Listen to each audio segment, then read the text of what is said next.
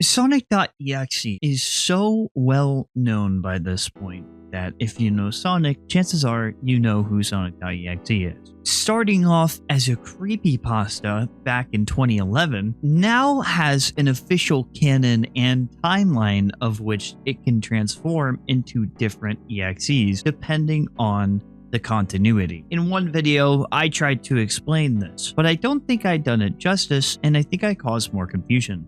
Since then, there has been an official timeline that has been released. In this video, I've compiled my EXE videos and put them all into one, so that way you can learn the most about each one of these individual characters. And once we know whom and familiarize ourselves with all of these EXEs, with this timeline, we're able to tell where they fall, what continuity they exist in. It's worth noting that the canon and continuity are separate.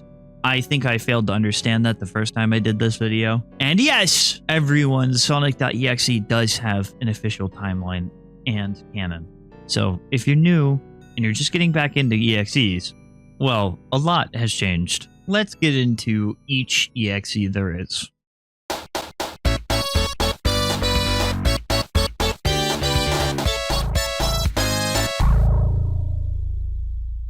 Well, this is where it all starts. Every timeline, every creature, everything begins with you. Sonic.exe, or 2011X, is where the EXEs and horror versions of Sonic started to appear. The name 2011X dating to when everything started. Back when creepypastas were getting popular, things like Slenderman and Herobrine, there was one creepypasta people began to know. Created by JC the Hyena, this bloody-eyed hedgehog took the internet by storm and eventually was put into a game that would appear in mine and many other people's childhood. Though this creepypasta's story was absolutely horrendous and was filled with cliches, it still grew in popularity. And I think it's because of MYT5 Crimson going on to make a game about Sonic.exe. And this is where it introduced a lot of people to this horror version of Sonic. And for the longest time, that's where it ended for me. I've liked Sonic all of my life.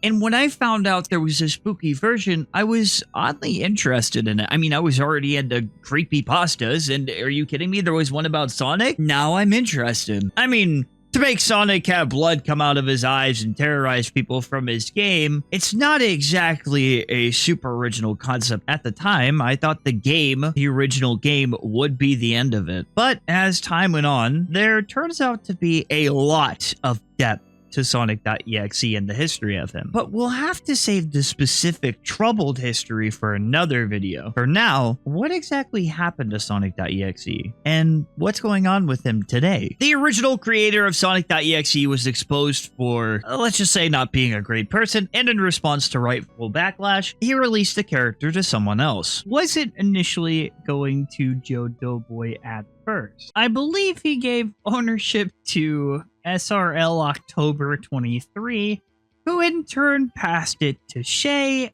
after her own controversy, who was divided the ownership with Joe Doughboy and Raven. Yeah, so at least I'm pretty sure that's how it went. I was looking on the wiki.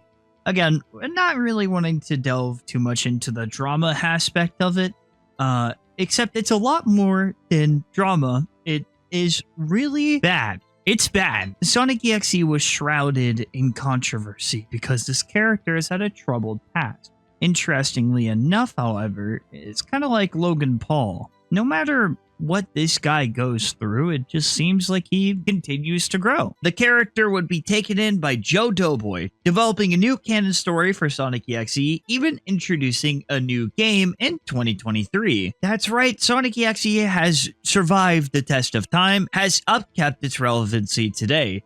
So much so, I've gotten lucky enough to build my content and platform off of video essays like these, talking about various different entities and Sonic.exes made by other people within the community, and it all started with 2011X. This entity continues to thrive even with its troubled history. But now that we understand what happened to him, let's get into the point of this video. What is the story of 2011X so far? And we'll also talk about the new game of Sonic.exe and what we can expect in the future.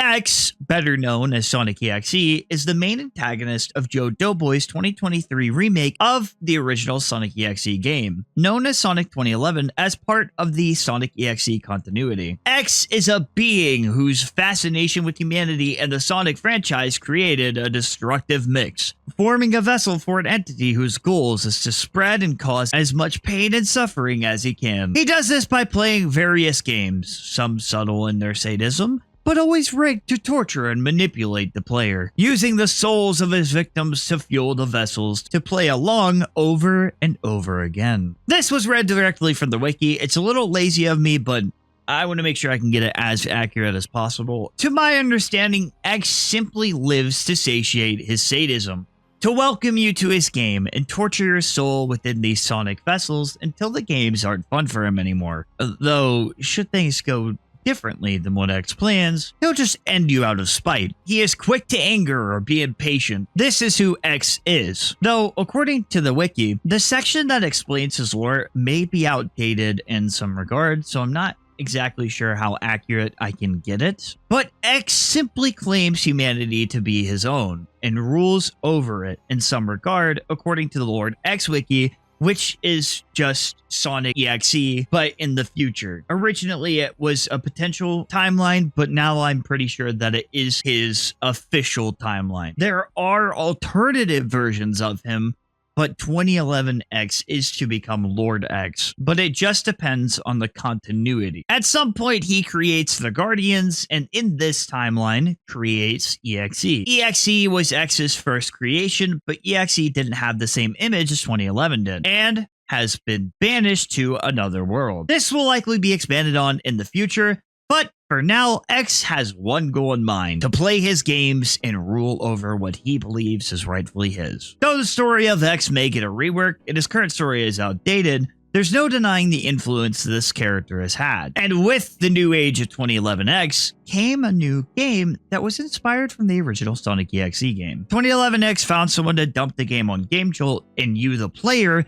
are able to play the game with him. You can even go to the Game Jolts, and the person posting it seems like they are rather remorseful or regretting that they had played along in this game and dumping it to him. That, or they were forced to put it onto Game Jolt. I can't say for certain what the story of X is. It's said that the official story goes like this: X comes across a programmer as he's not able to exist within the human world to his knowledge. So he has a human programmer make a disc. This disc is to serve as his clean slate, his world, and his ability to teleport or essentially transfer himself to the real world. Honestly, I'm a little confused by it because I'm pretty sure some of this stuff is from JC the Hyena's canon, but it's been like shifted a little bit, and like I said, it is outdated. What we do know is that we, the player, have come across the Game Jolt page, and this is Sonic.EXE taking souls one after another to put them in the vessels and have them play certain games. So that's what I'm gonna stick to. Though you are welcome to better explain it in the comments, and I do apologize if I did a poor job. But we do have a basic understanding of who 2011 is, and now let's talk about the game that he's from, because I feel like the game played a big part in his popularity and also is a big part of his story. So let's play the game, shall we? Ah, yes. True to the classic, we start off with the rather flat-looking green hill zone.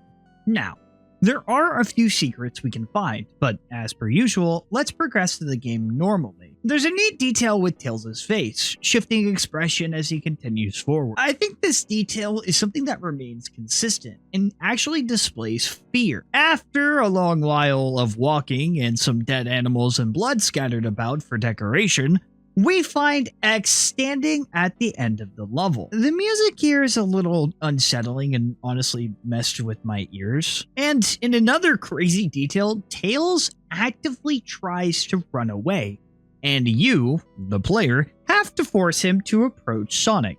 You're an awful person now. Good job. I think this is really cool because it displays these characters having their own free will, and you're actively telling them to go into the thing that they don't want to, and X doesn't do anything until you do. Though once dragged in, being the gentleman X is, asks us if he wants to play a game with him. Maybe this won't be so bad after all.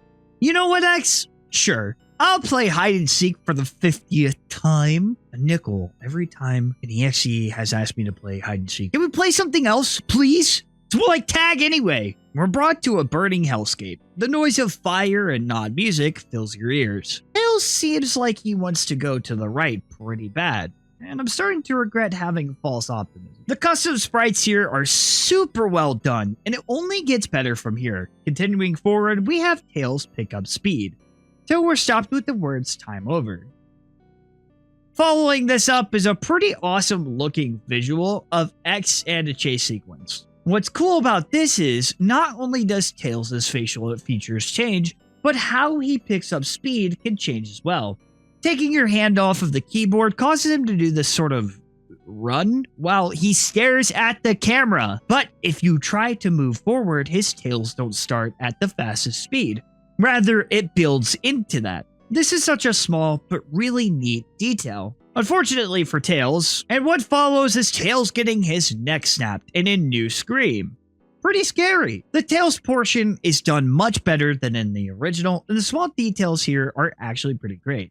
But what's going on with Knuckles now? It's virtually the same thing, but this time you're forced to fight against 2011X. And that doesn't end well for him either. So that's 2 down and 1 to go. A cool thing about this section is the curtain and the newly made custom background. This part signifies the end of our little game with X, and the curtains will come to a close. Reaching the end of the level, X opens his chompers and devours our beloved Egghead. He will be missed. But we don't have much time to grieve for him, as we're met with a really solid Sonic.EXE. Definitely an improvement from the original because the hyper-realistic one just wasn't it. Honestly, the art here is pretty nice. He writes on the screen, "I am God," before attempting to devour you. This breaks the screen, and if you wait long enough, he'll say either "keep this interesting for me" or "ready for round 2. What's really cool is that the game will close, but the words and crack on the screen won't unless you go into Task Manager. I really like when EXE games do this. It's almost immersive in a way. Not that I necessarily want to be immersed in Alan's shoes, but you know, it's still pretty cool. And those were the standard routes you could take. But as I mentioned before, there are secrets that you can access and have more gameplay. That's right, actual gameplay in the EXE game. As Tails, walking to the left, we're met with the wall. Now, if you haven't played this, you might be thinking, well, you can't spin dash in this game, but this wall looks like it can be broken. Well, dear viewer, all you have to do is gain some momentum, then press forward, down, and right key to hit these. Do this twice and we're taken to the zone Go Back, which has every EXE fan's worst nightmare, actual platforming. And it sucks, but really adds to the experience. The one thing that scared me was dying and having to restart, because there were no checkpoints. The platforming here is scarier than X. I kid you not. The amount of times that I died. It took me literally over an hour. But with some precision and timing, trial and error, you make it. Though you may have died a lot, surely this unlocks some kind of extra secret that you wouldn't have otherwise got. Wrong. The brimstone calls your name. Whatever that means. Guess what? That's it. You're on to the usual route. No more secrets. I can't help but to feel like, oh, it was a bit more playtime, but yikes. Going to the left as Knuckles causes us to fall and the screen to glitch out, bringing us to this zone. Luckily, there isn't any pesky platforming that may take you an hour to complete, but you end up being really bad at the game, so it ends up taking you like at least 2 hours to get the footage for it, and you're streaming the whole time and chat is making fun of you. Just a hypothetical, maybe. But like, you know, you don't have to do that because there's no platforming here. Instead, we get dialogue. X tells us that we delight him. What a nice thing to say. Like the gentleman he is, he basically invites us to live in his world. Like, that's so nice of him. He basically says, this will be your new home now. I don't have to worry about not having a home. And after a little longer, while walking, we see static. And after that, text saying found you. Then we're back to fighting X as usual and failing miserably. There are no secret routes that we can take as Eggman, but he does fall on his face when you try to go up the stairs, and that's pretty funny. Now, you can also wait out the timer for all characters, a special message prompting for Tails, but pretty much no one else, as it just forces the game to go along. I also think this is a good time to mention the victims' names, as you may have noticed in the bottom left corner. Alan, Dave, and Paul. These characters serve as puppets, and soon you will join them. While the story of X will likely get updated and changed, at least a little bit, there's no doubt that this creepypasta has come a long way. 2011 X becoming his own entity and avoiding, mostly, all the cliches he was criticized for in the past. Whether people like it or not, 2011 X has caused a surge throughout the internet, inspiring tons of people to make their own versions of Sonic.EXE.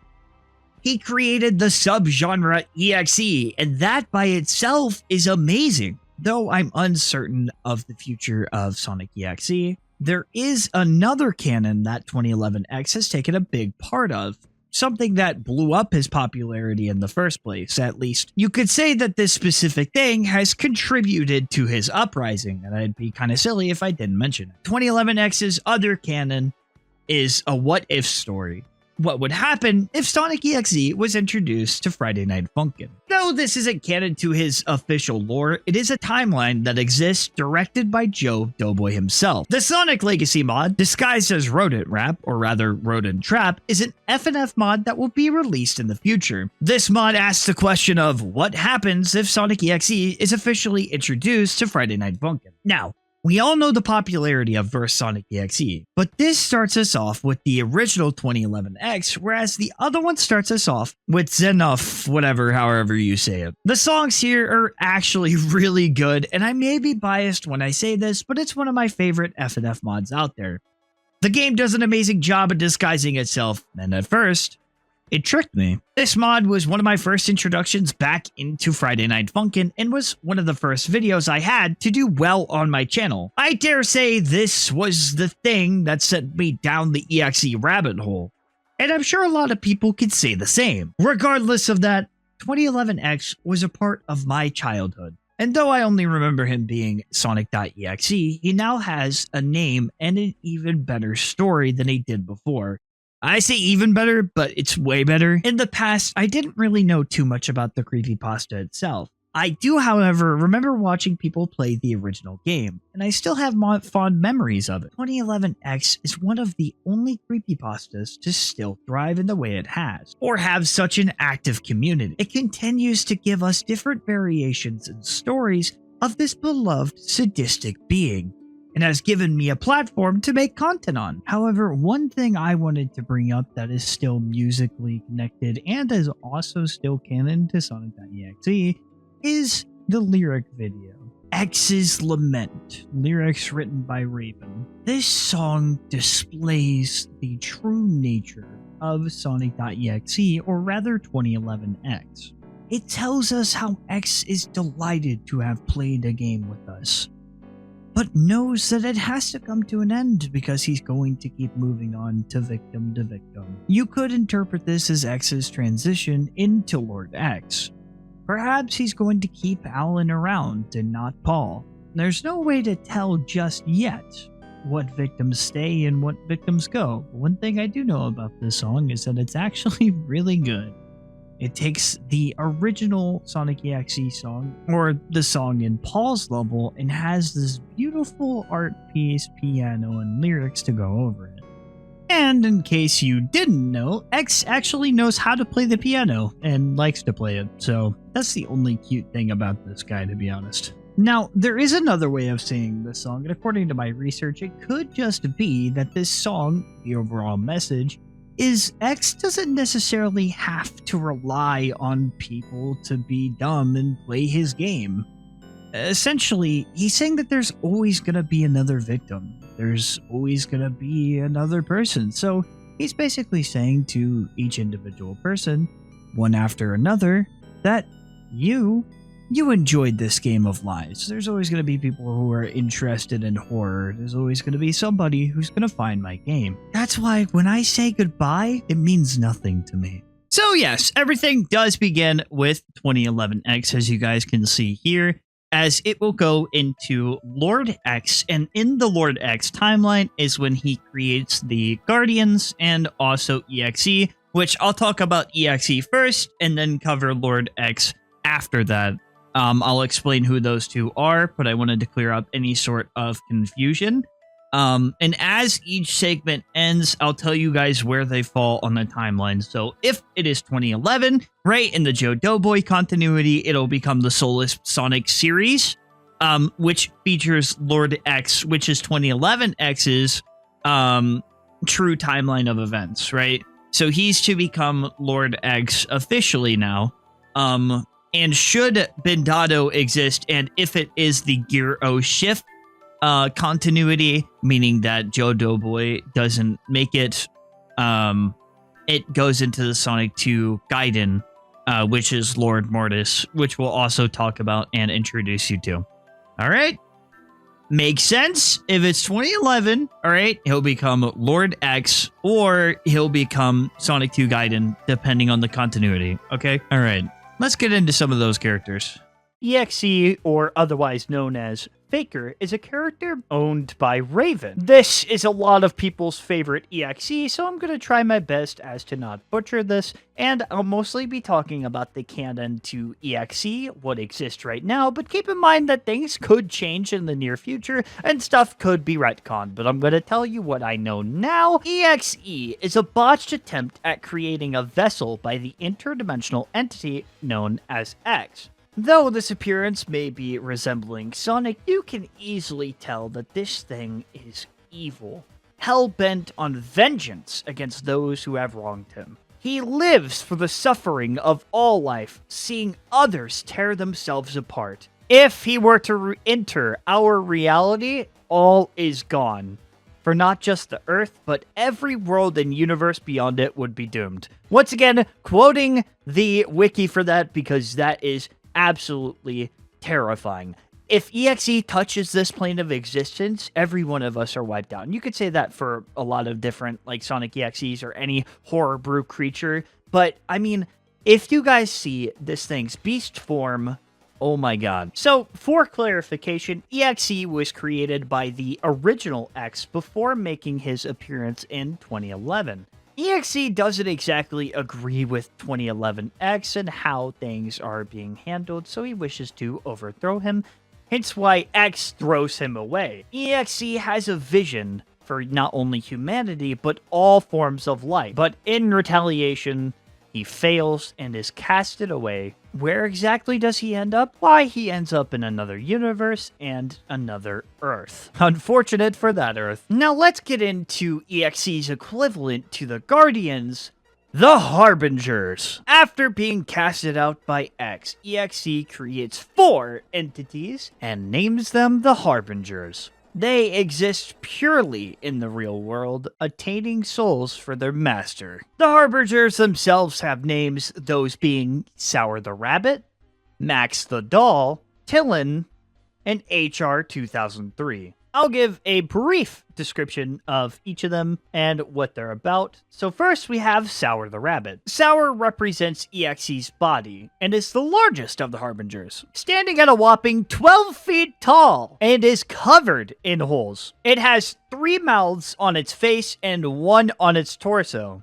It mostly gets people who live on multi-story housing and hides in trees. It behaves like a standard cryptid. It was also loosely based on the Jersey Devil. It's worth noting that each one of the Harbingers represents something about EXE and is basically, I wouldn't say pieces of himself, but it kind of is like pieces of himself, scattered into multiple different creatures. That being said, let's get into Max, or the doll. I can't help but to feel like this was Tails doll inspired, because it says in the wiki, it says that was a Tails plushie EXE imbued with some of his matter, which was sent to Earth to harvest souls for his needs. Max represents EXE's emotions and is particularly vengeful and takes delight in tormenting those around it. It was gifted to a child named Alex from its previous owner, Lucas. After doing this, Lucas goes missing shortly after. Interestingly enough, becomes the vessel for Tails in EXE's world. And since then, poor Alex has been through the ringer as Max is tormenting this poor thing. It is tragic, however, because Alex's dog almost chewed up Max the doll, but was unfortunately taken out of this earth because of that, unbeknownst to Alex. Next, we have Tillin. Not much is known, but I believe this is to represent the intellect of EXE, and has a humanoid form, and has never been seen without Tillin's signature cloak. Also, Tillin is responsible for having the game spread around Earth. HR 2003 is the only Harbinger not set in the real world, rather set in a separate dimensional plane or realm as EXE or other EXEs. HR 2003 represents a poison to EXEs and is capable of capturing souls through its monitor screen. I'm not sure if HR 2003 represents anything about EXE specifically. Maybe his want to spread his influence, as that's kind of what this thing does. But aside from that, not much else is known. First of all, EXE takes inspiration from 2017 X in both looks and story. EXE is incapable of human or English speech and can only speak in very specific circumstances. EXE's name was never supposed to be Faker or referred to as such, but since the popularity of Sonic.EXE V2, it was very popularized, hence why I've been referring to them as Faker, because this is kind of what I knew them as, but their technical name is EXE, so I'll try my best to refer to them as such. EXE is almost impossible to kill. However, can be eradicated by a specific ritual, or only Lord X, or perhaps another variant of the original Sonic.EXE, as they're the only ones with knowledge of how to do so. EXE himself only has two forms, which is the one that we see normally, and his beast form, which, might I say, I actually really like both of these designs, as it has an uncanny resemblance to Sonic, while also remaining somewhat unsettling. And my god, okay, first of all, the art for this is absolutely beautiful, and the beast form for EXE is so cool. And the fact that it's featured in Pillar Chase 2 as an EXE, as a creature that you can play as, is so awesome. I love the inclusion of EXE. I feel like this is definitely one of my favorites, both in design and story so far.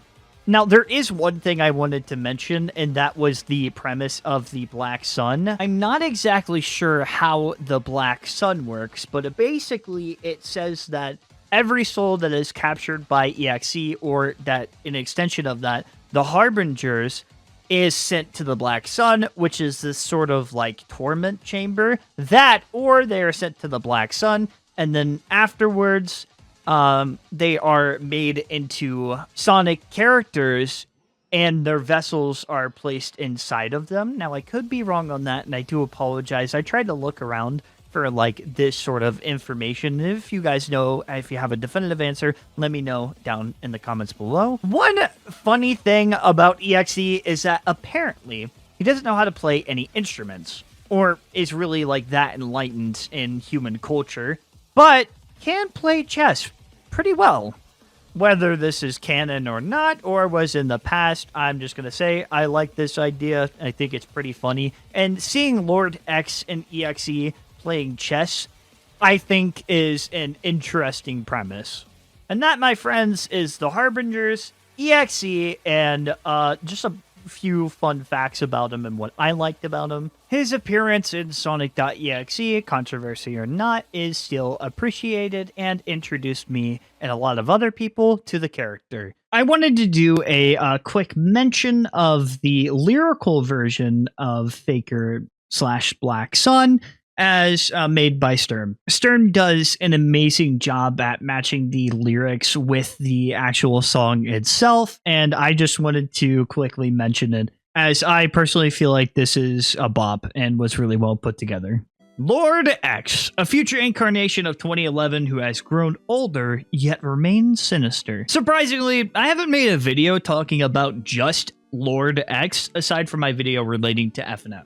However, in this video, I'm going to be talking about what is known in Canon made by Joe Doughboy. Who exactly he is, who are the Guardians, what are his goals, and I'll also be talking about Sonic the PC port. Lord X, or simply X, is the outcome of 2011 becoming older and learning to fully control his abilities. This entity was created in the void after immensely high amounts of energy, X himself being formed out of antimatter and gaining sentience. Before becoming fully Lord X, he creates the Guardians and develops even further into his power. While Lord X is playing his games, his Guardians watch over the rest of the world, keeping it in check. While they do make appearances every once in a while, that is their ultimate goal. At least according to the wiki and for now. Lord X's goal is to take what is rightfully his, or what he believes to be rightfully his, humanity. He is to rule over everything and control everything the way that he sees fit, because in his eyes, humans are his. But before discussing the Guardians, I feel it's good to get the source material where Lord X kind of became popular and where he's probably going to be represented the most. And that, of course, is the Lord X PC port, or just PC port. The PC port is actually quite short, I think only being around 7 minutes long, but it shows us exactly what we're in store for and gives us a bit of insight as to what we can expect in the future. In this game, we play as Alan, a trapped soul placed inside of Tails. Now, it's worth noting that the events of 2011 are canon to this timeline, and we are returning to play with X once again, just now a bit differently. The gameplay here is very EXE-like. You walk in one direction, there's a chase sequence, but Tails loses his, well, Tails, poor guy. Man, it's always Tails. He's always in pain or losing something. I mean, the fact that this thing just ate his tails. After a few spooky encounters, after Tails might lose his life, it closes. Upon opening it again, we are met with this iconic screen and messages that flash for a split second. It turns out that it's Tails trying to communicate with us, though Lord X doesn't like this very much and closes them the moment they open. And it leaves us with the infamous message that follows EXE fans everywhere. I am God. In the updated version, this happens.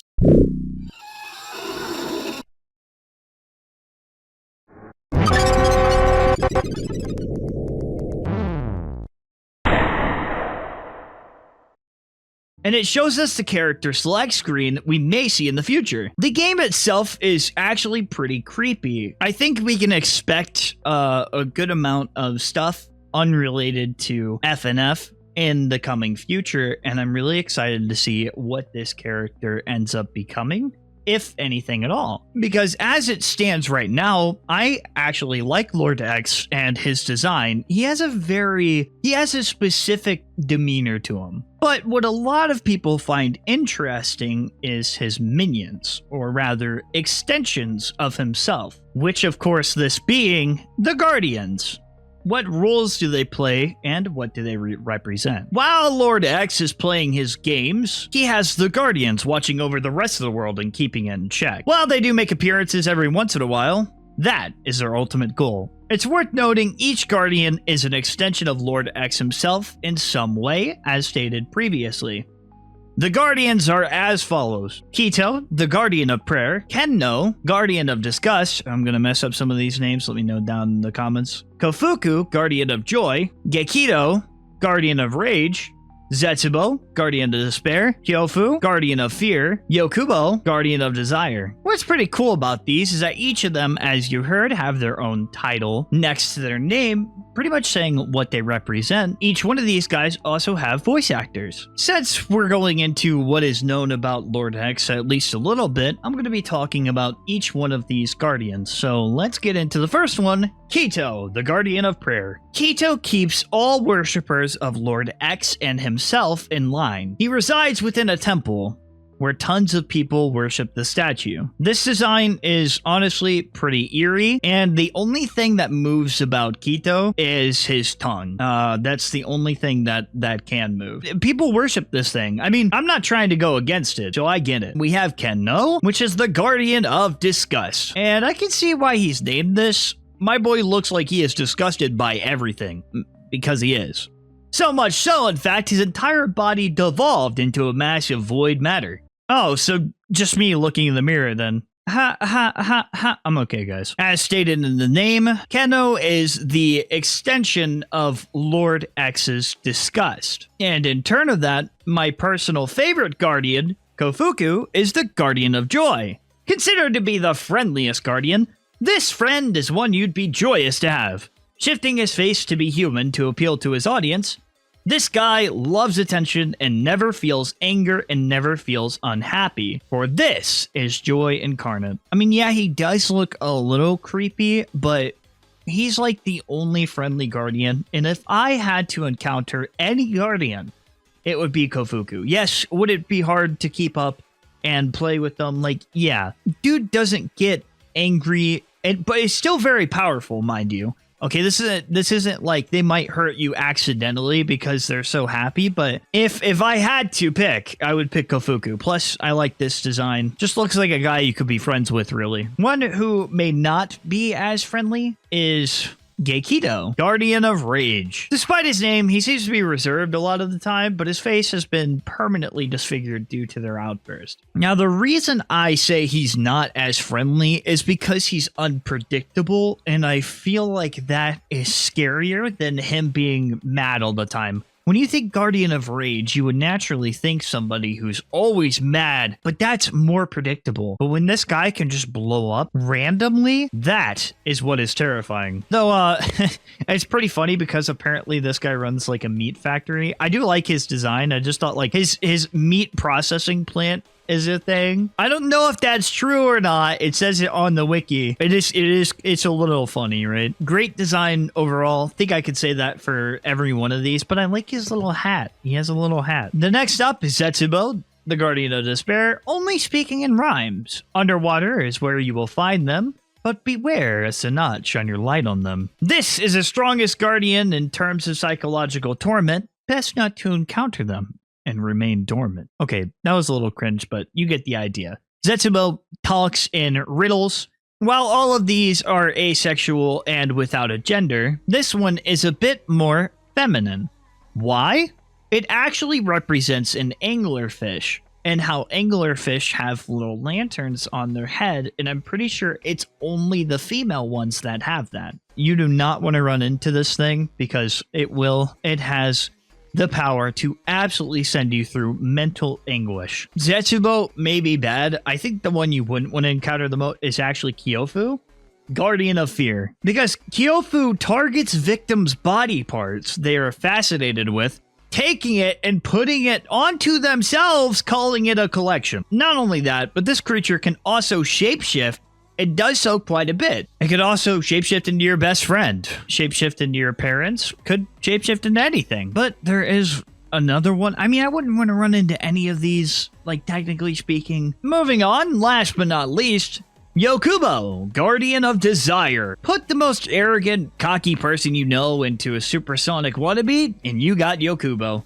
The strongest out of all the Guardians, and one you will want to punch, like guaranteed. I will say, I think Yokubo has one of the best designs and fits. You could just tell, right? This guy is egotistical. You can look at this guy and go, yep, that's a narcissist. I don't know what it is about Yokubo, but to Yokubo's credit, right? He has one, the strongest guardian, and two, has probably the best design out of all of them. Debatable, really. I like that they went for like the golden Sonic kind of look. And those are all 7 of the guardians. More will come out as time goes on, and there could be some things that I missed, but I'm going off the Sonic Oddities wiki to get my information. I decided to share a few fun facts that I thought were pretty interesting about them because, honestly, Lord X having guardians, while he may be able to do everything, he doesn't want to. So having the guardians, he's able to keep people in line when he needs to. This character has layers, and it shows that Lord X has emotions. So let's get into some fun facts about Lord X.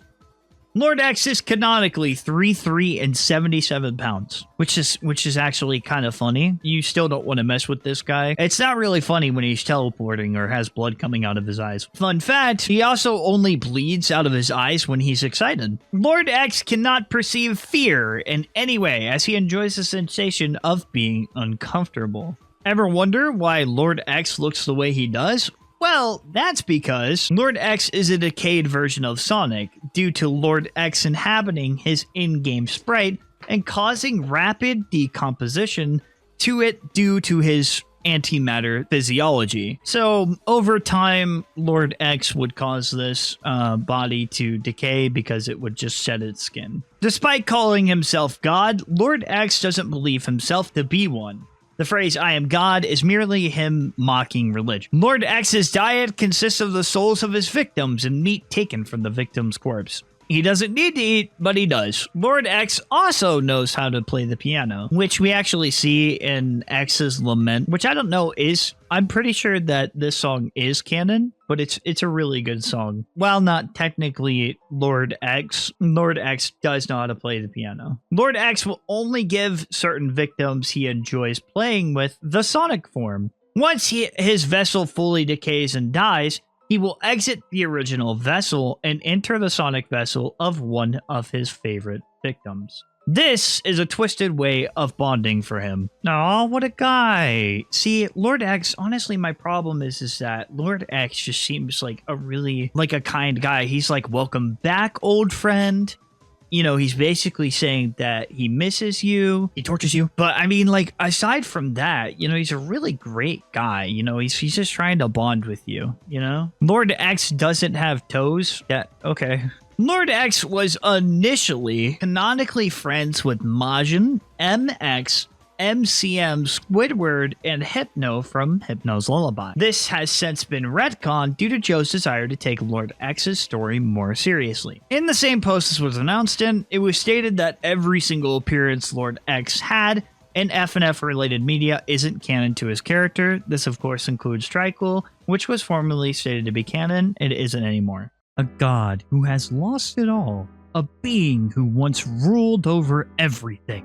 Saw everyone as a mere toy, capturing souls for fun and tormenting them, only to be usurped. What if an arrogant god meets one of his own? Lord Mortis, a version of X who has been reduced to but a shell of his former self. And the question on your mind might be, who could have done this to him? Well, it's none other than Sonic's own natural enemy, Eggman, or referred to in this story, Bendado. I find it interesting they turned the story of 2011X into the classic Sonic vs. Eggman, this time being their EXE counterparts. I'm going to talk a bit about what is currently known about Bendado and Lord Mortis, and we'll go ahead and start with the big bad himself, Bendado. Both of these EXEs are going to be released in a game called Sonic 2 Gaiden, though the release date is unknown. So this means these characters are still in development. But here is what we know about Bendado himself. Bendado's origins are sort of unknown,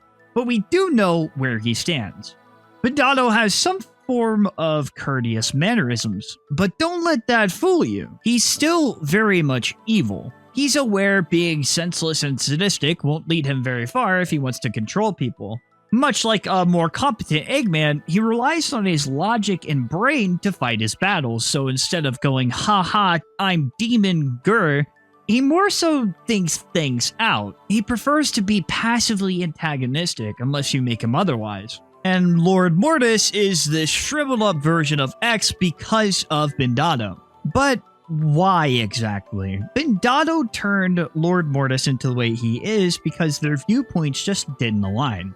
X saw everyone as his plaything, things to be consumed, just things for him to have entertainment. Bendado, on the other hand, wants to build humanity in his image.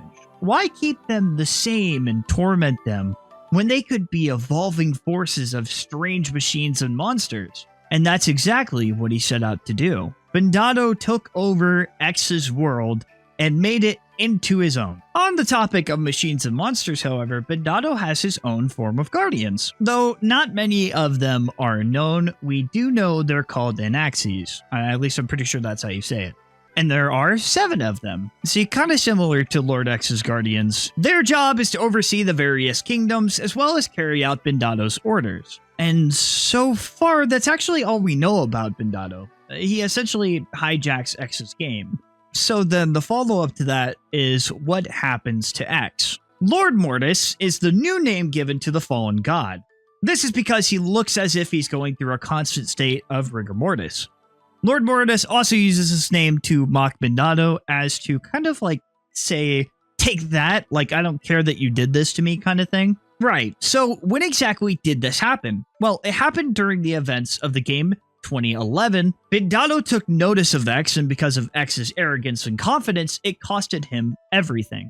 Bendado stripped X of all of his abilities and all of his realms, even taking his victims, Alan and Dave. That's right, Bendado took everything. Powers, abilities, took his game, everything. There is nothing left for him, except for one thing, but we'll get to that. After years of being screwed over, defeated, and humiliated by the great Bendado, caused him to learn maturity and humility, leaning him towards redemption. He plays an eternal game of cat and mouse with Bendado to guide the souls that were captured to fight back. He's watching over and aiding a human soul named Tom who uses a sonic vessel. Now it's worth noting this is one alternate official timeline of X, meaning it was endorsed by Joe Doughboy, creator of Lord X as we know. For those of you curious about EXE and the Guardians, EXE, according to the wiki, is only made in Lord X's timeline.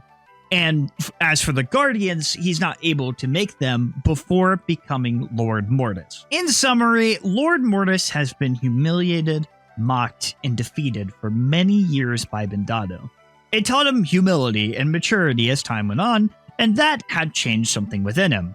Though he keeps some of his sadistic qualities, such as playing sick jokes on Tom, the protagonist, he now attempts to redeem his sins by preserving and helping souls instead of tormenting them for his own sick entertainment. He guides souls who ended up in Bendado's world in hopes for their survival and to ultimately beat Bendado at his own game, though this struggle has been everlasting. Keep in mind his motives are unknown, he's still X, but he's the only friend you're going to have in this game. Now that we understand what Lord Mortis is and who Bendado is, let me give some of my own thoughts. First of all, Giro Shift, the creator of these characters, did a pretty good job with their overall looks. I mean, both of them look like they're decayed in their own way, especially Lord Mortis. He looks like, I'm not going to lie, he looks like a garbage man. Though I do actually really like this concept, turning the Sonic vs. Eggman into an EXE battle is pretty interesting. And X, a sadistic being, is now being humbled and is on a path to redemption.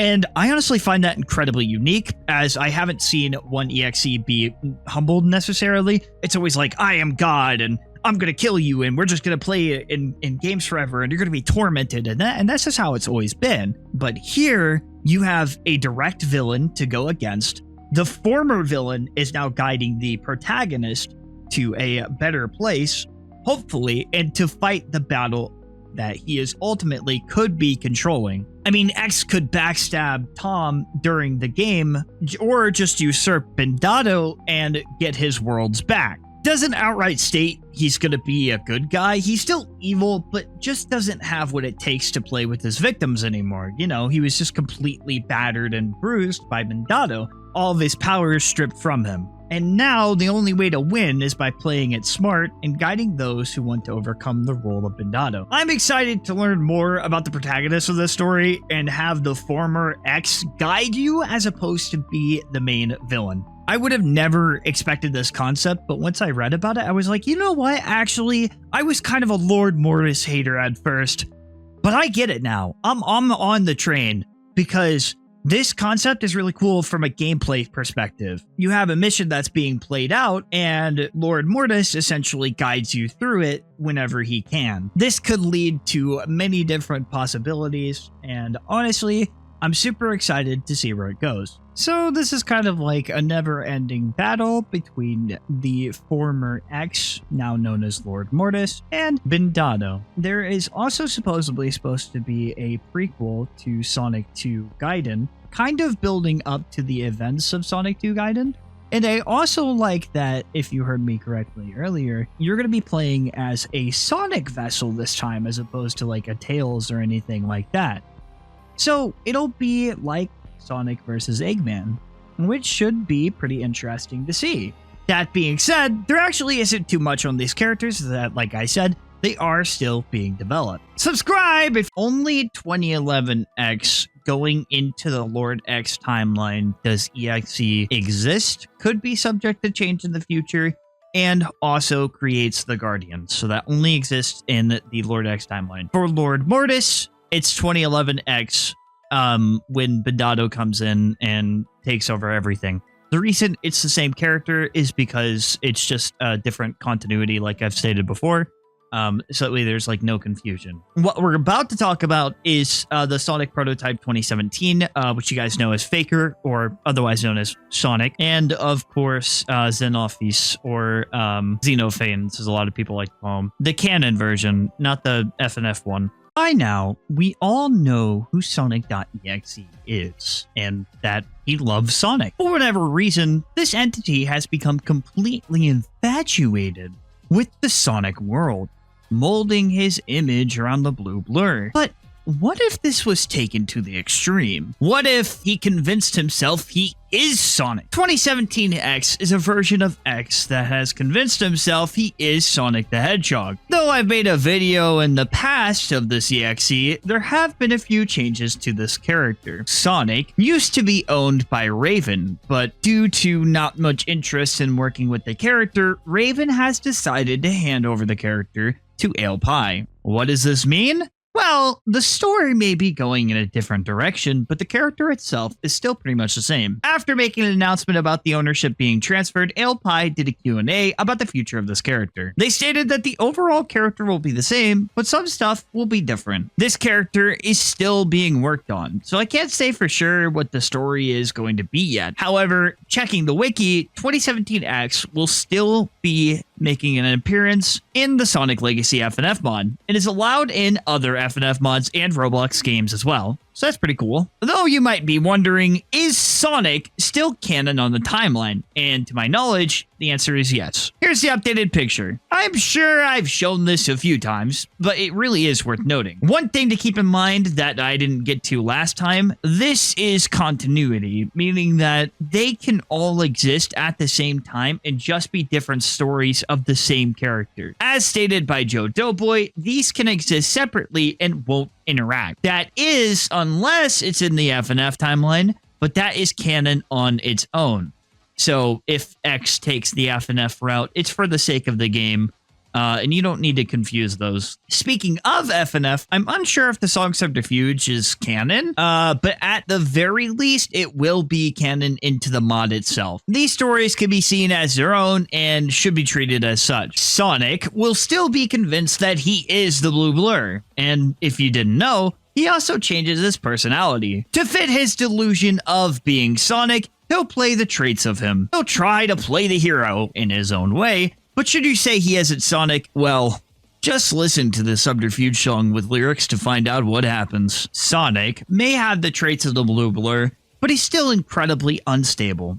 Just play along in his game, and you may survive to see another day. Bit of a shorter one than usual, but I wanted to make an updated segment talking about 2017X. This Sonic is based off of the Sonic 06 era, or more specifically, the modern era as opposed to the Genesis, which honestly I thought was a pretty cool detail. Whether or not Sonic will still take victims, put them into Sonic vessels, and to force them to play along with them, we're not entirely sure, but as I stated before, this is still in development, and we should all be patient and wait for Pie to release more about the character. But just know, a lot of what 2017X isn't going anywhere. For this is still the Sonic we all know and love. So, people seem to think that 2017X is 2011. That's not necessarily the case with this new timeline.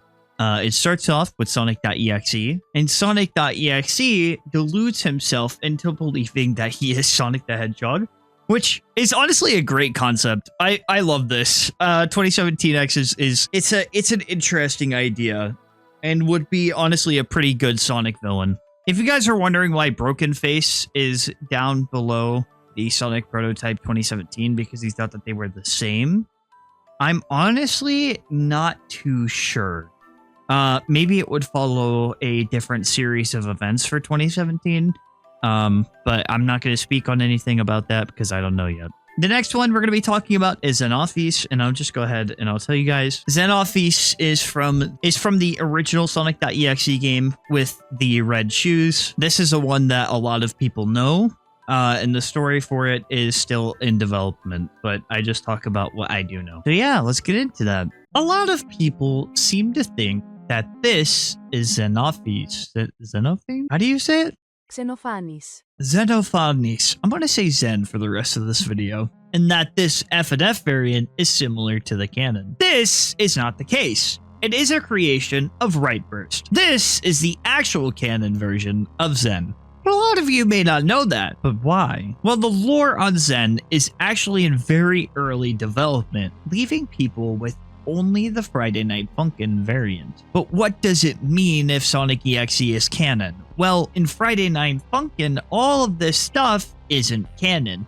But there are canon stories in an official timeline to Sonic.EXE. But let's not worry about that right now, and let's first get into where Zen came from and how Zen started, and just how different it is from the original creepypasta. We all remember Miss Crimson's Sonic.EXE game, right? Though it wasn't the best, if you were a kid and you watched this, it still gave you nightmares, including me. This is what a lot of people remember Sonic.EXE to be. Though it was inspired from the original creepypasta, it's actually different since it was an adaptation. Why is this important? Because Miss Crimson soon became the basis for what Zen is. At least that is, to my understanding, what caused the creation of Zen. But due to a certain Friday Night Funkin' mod, things began to get a lot more jumbled and confusing. Zen became widely known as Sonic.EXE from Friday Night Funkin', but there was just one problem with that. The owner, Astronomicon, or Shay, soon felt like she didn't want characters to be used in Friday Night Funkin'. Zen was given permission to be put into the mod, but didn't want anyone else to make Zen in their mod. Understandably, the lore of the characters would be misconstrued, and for all those people who wanted me to talk about the Friday Night Funkin' version of Zen,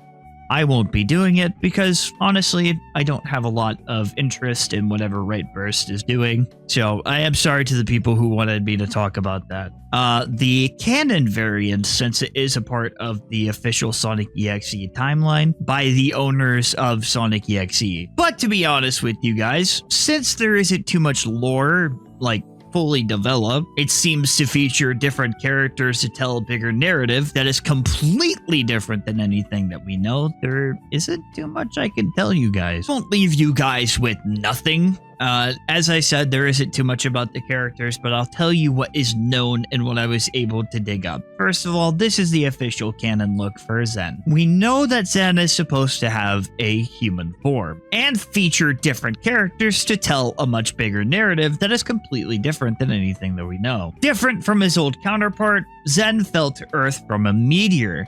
It crashed into the waters of Lake Huron one fateful dawn. Due to being a creature with no soul to possess, he collects and torments those who do, with help from a human accomplice, Alice. Because Sonic is popular, he took the appearance from him, and if I'm being honest, I don't know how to feel about this character. On one hand, it's cool to see that they're trying new things. On the other, I'm not sure why this is Sonic.EXE. This would be suited for a character or narrative that could fit into the actual world of Sonic, or perhaps its own standalone thing. Of course, the creator is free to do what they want. I mean, they have the canon version, they're in their right to talk about it like it is Sonic.EXE. But compared to the together continuity, it seems a little bizarre. But as I said earlier, it may be in the process of being changed or just needs more time to cook. This version of Zen is sort of the version that we remember from Mist Crimson's, but rather an adaptation. I don't mean to make it sound like it's confusing, or maybe the way that I'm phrasing it is causing it to be more confusing than it needs to be. I have tried to look deeper into Zen, but I think I'm just gonna wait until I know that there is a newest update that will address new things. Probably collectively put it all into a story.